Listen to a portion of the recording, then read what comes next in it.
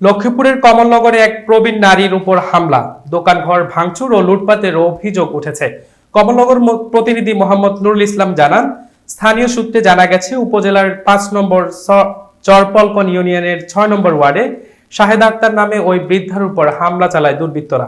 এ সময় তার দোকানঘর ভাঙচুর করে ভেতরে থাকা বিভিন্ন মালামাল লুট করে নেওয়া হয় বলে অভিযোগ করা হয়েছে।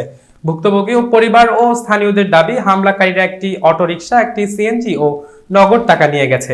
এই ঘটনায় পারভেজ, রকি, ফারহাদ ও বাক্কার নামে কয়েকজনের বিরুদ্ধে অভিযোগ তোলা হয়েছে। খবর পেয়ে কমলনগর থানা পুলিশ ঘটনাস্থলে পৌঁছালেও এর আগেই অভিযুক্তরা সেখান থেকে চলে যাওয়ার কাউকে আটক করা সম্ভব হয়নি। পরে পুলিশ আহত বৃদ্ধা শাহেদা আক্তারকে উদ্ধার করে চিকিৎসার জন্য কমলনগর উপজেলা স্বাস্থ্য কমপ্লেক্সে পাঠায়। তবে অভিযোগ অস্বীকার করছেন অভিযুক্ত হিসেবে যাদের নাম বলা হয়েছে সেই পারভেজ, রকি, ফারহাদ ও বাক্কার।